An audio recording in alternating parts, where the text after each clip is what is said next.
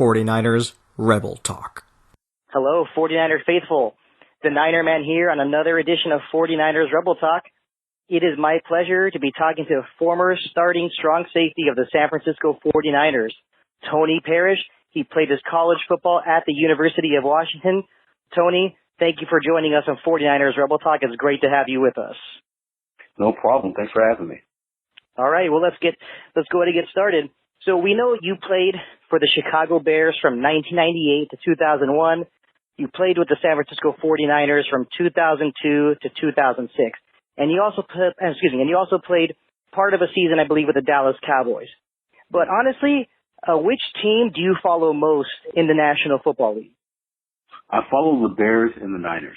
Those are the two teams I follow most. Which NFL team were you a big fan of when you were growing up? You know what? That's the interesting thing. I played lots of sports growing up as a kid, and soccer was actually my main sport. I didn't have a team that I followed. You know, during those NFL Sundays when the family was sitting around watching the game and having barbecues, I was actually out playing soccer tournaments. So I didn't have that that same experience growing up. I was a fan of players, of course. I had the photo of Bo Jackson with the shoulder pads on and the baseball bat, the ball player. I had that up in my garage. I had my little weight room set up. I was a fan of Deion Sanders, but I didn't have a particular team that was my team. I was a fan of Eric Dickerson too. I met Eric Dickerson when the LA Rams they were in Anaheim at the time, and he was living not far away from where I grew up, and we ran into him one time, and he was gracious, spoke to Eric for a while, and he gave me his autograph, so I was definitely a Dickerson fan. Okay, yeah, great to know. It's very interesting, and I'm sure you look back at that moment, that's something you always remember, and I'm sure you still have that football that's autographed, right? You know what? That's the thing. The autograph, I have no idea where it went, and I'm still kicking myself. I'm hoping that it's going to pop up one day when I'm digging through my parents' storage unit. So there's that Eric Dickerson autograph that I've been looking for the past 20 years. Yeah, I hope so. I hope you find it. I definitely am pulling for you for that. So next, involving the 49ers, obviously, tell me, Tony, what was your favorite moment as a member of the San Francisco 49ers? Oh, man, that's tough. Favorite moments as a member of the San Francisco 49ers? I think I'd have to start early in my career when we won the NFC North in that first season. Just a confirmation of not the NFC North. That's not what Chicago the previous year, the NFC West. In that first season with the Niners, my first 3 years in the NFL were tough. Didn't win many games with Chicago. We were 4-12, 6-10, 5-11. My last year with the Bears, we were 13-3.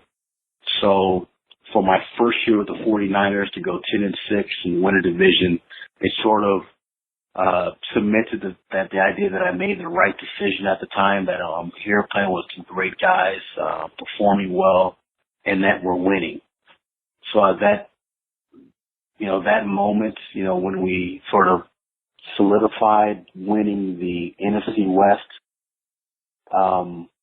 it was sort of culminated into just sort of my satisfaction and just that best moment of being like, okay, I'm in the right place. I made the right decision.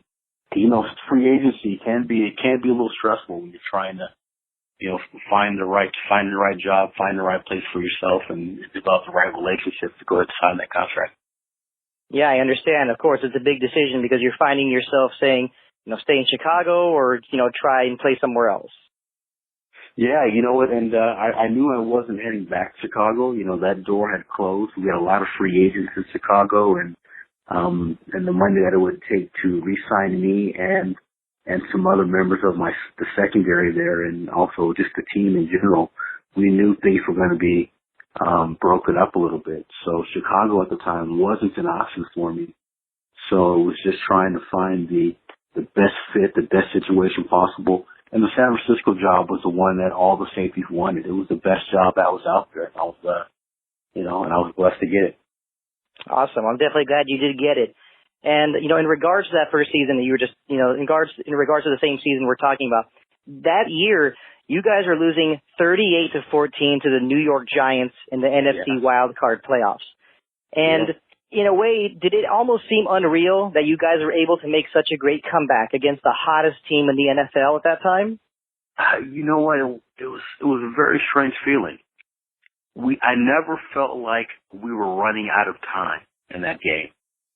Right? We're down by a huge amount, and we were in it mentally, and I always felt like we had enough time.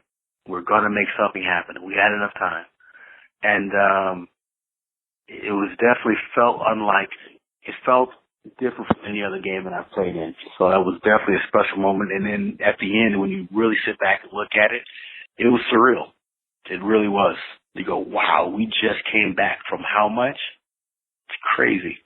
And you know what? I was actually at that game, and I'm glad I didn't have the same feelings. Excuse me, what I'm trying to say is I'm glad that you and all the members of the 49ers had a different mindset, because, me in the stands at that time, I didn't give up hope, but I'm sure you could realize that it wasn't a good feeling at the time. Yeah, I mean, we're down by quite a bit. It was a good team. They had a great team on the other side. They really did.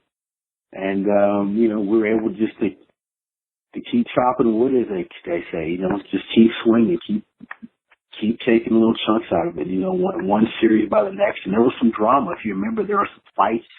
I was like, man, we do not need a penalty right now. There are a couple of times I'm thinking the penalty is the last thing that we need. It was getting heated. It was definitely getting heated on the field. Of course. And, all diehard Niner fans clearly will never forget that game.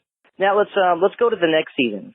In 2003, you had a great year and you led the league in interceptions with, I believe, 9. Is that correct? Right. Okay, but that same season, the 49ers finished with a 7-9 record under Dennis Erickson. And do you feel that, in your opinion, was it unfair for 49ers fans to blame that season on coaching? We had a lot going on. Coming off of that season, we were trying to we were reeling a little bit. We were all surprised when Coach Mariucci was fired. We went 10-6 and won the division and lost to the eventual Super Bowl champions, which are the Tampa Bay Buccaneers. And, when we came back from Tampa Bay, our coach was gone. So it was a bit of a shock. And so the next year, not only did we, have a new coaching staff, but there was some large turnover. There was a lot of turnover in the personnel on the team. We're missing a lot of guys who were part of what we had built the previous season. So, there's a lot of factors, or quite a few factors that went to us having a 79 record that year. Yeah, that's right. There also were a few close losses as well that I think many Niner fans are able to say things like, we could have beat the Browns, or maybe we could have beat the Rams and even the Cardinals, right? Yeah, 3 games, right? You add those 3 games into the one column, and it's a completely different feeling, completely different, outlook. So, that's kind of what happened. It was definitely tough. Yeah, I agree. And, when the question you just answered, you actually went a little bit into my next question. And basically what I ask you is that, because you mentioned Mariucci being fired when you guys got back from Tampa Bay, and now what I want to ask you is that, there's a lot of football fans and writers that see similarities between the front office of the 49ers firing Jim Harbaugh and the time when the 49ers fired Steve Mariucci. So, in your opinion, do you believe that was a big mistake at that time for the 49ers to let go of Steve Mariucci? Well, at that time there was a lot. I don't know. I don't understand the full reasoning behind firing Steve Mariucci. But if you think about it, think about our coaching staff. At the time, we had Jim Moore Jr. on that coaching staff. Greg Knapp was on that coaching staff. As offensive coordinator, going to do well. And matter of fact, if I'm not mistaken, McCarthy was on that coaching staff. Now, I'm the head coach of the Green Bay Packers, right? Yeah, that's right.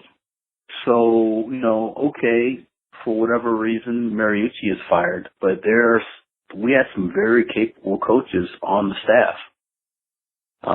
So, I don't know the whole reasoning behind everything, but we sit back and look at where that staff has gone in their careers since that particular year with the Niners.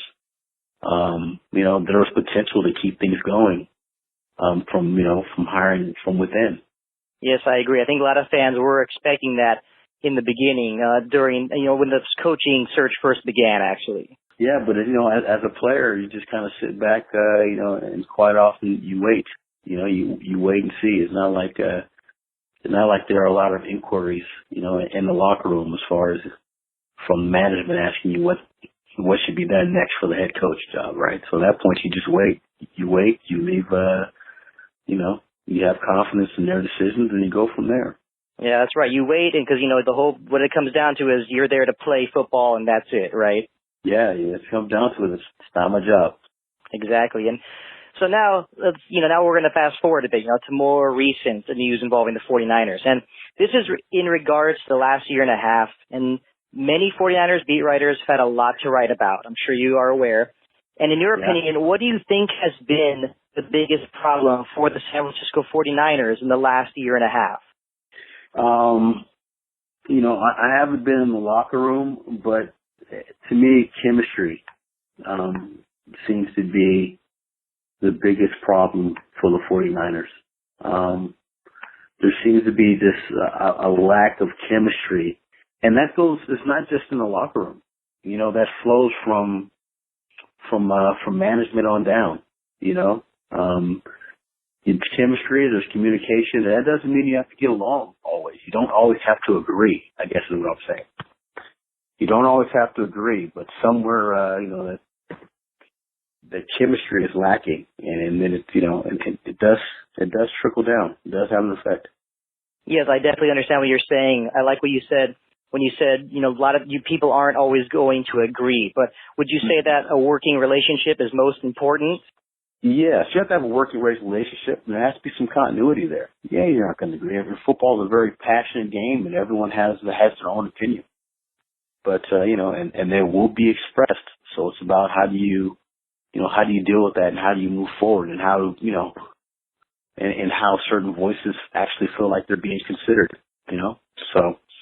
So it's definitely a chemistry issue is what I see. It's like cooking a dish, right? There's been a lot of ingredients thrown in the 49er pot right now, but it's obvious that they all should not have been in there. Hey everyone, I hope you have been enjoying my interview with Tony Parrish, the former starting strong safety of the San Francisco 49ers. We did actually have more to talk about, but if you want to hear the rest of it, you need to listen to the next edition of 49ers Rebel Talk. Don't forget to subscribe to us on iTunes. You can also follow me on Instagram under 49ers Rebel Talk, and you can follow me on Twitter under the name TheNinerMan at 49ers Rebel Talk. And of course, don't forget to visit my page, www.facebook.com/firebalky. Thank you again, everyone, for all the support. I really do appreciate it. And remember, without you, this podcast would not exist. I am the Niner Man. Thank you for listening.